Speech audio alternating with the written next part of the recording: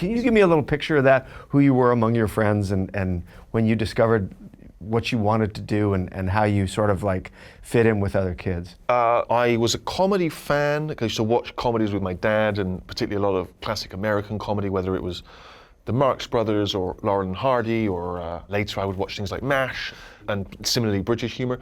So there was that, and there was a kind of, my dad's very funny, and I think I inherited some of his just kind of social wit, just being droll and dry? He's droll and dry and quite self-mocking, you know, and so I think I inherited some of that, you know, just the being funny in the pub kind of guy. Yeah.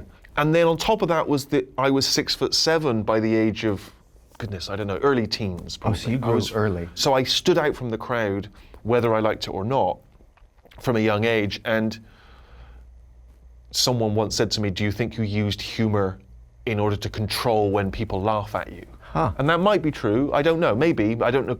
It certainly helped. I certainly felt like if they were gonna point at me just for being tall, they may as well point and go, oh, it's that funny tall guy. You know, it was like I somehow had some ownership. And so, you know, a lot of kids, I remember at school, they'd dye their hair pink, or they'd get a lot of piercings, right? Or things to stand out from the crowd. Whereas I just spent all my time trying to not stand out from the crowd, to seem shorter and one of the mob. Did you pick the outcasts, or did you pick a group that accepted you, or? My feeling is that I sort of moved between different social groups in school.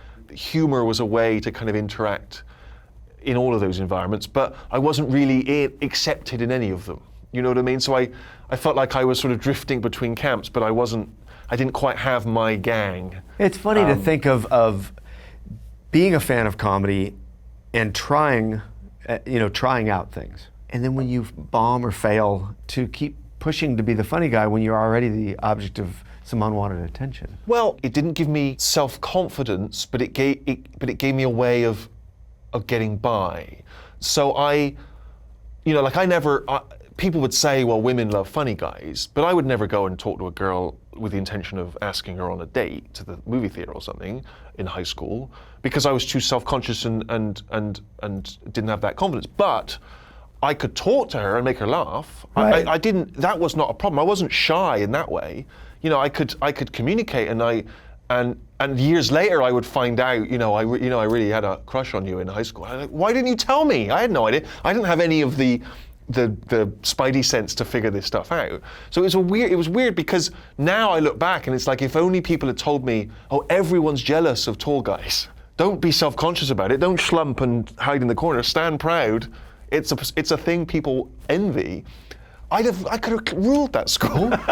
Similarly, it's like if someone had said, if you ask a girl out and she says no, that's fine. At least you asked.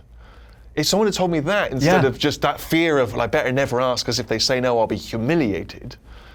That was sort of probably how I felt. And so it was weird. It was this weird, very odd sort of private self-doubt and a kind of public veneer of, everything's cool.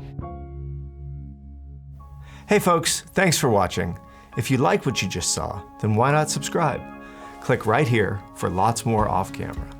And if you want to see the hour-long version of these conversations, I'm going to give you the secret link. Here it is, offcamera.com. Check it out.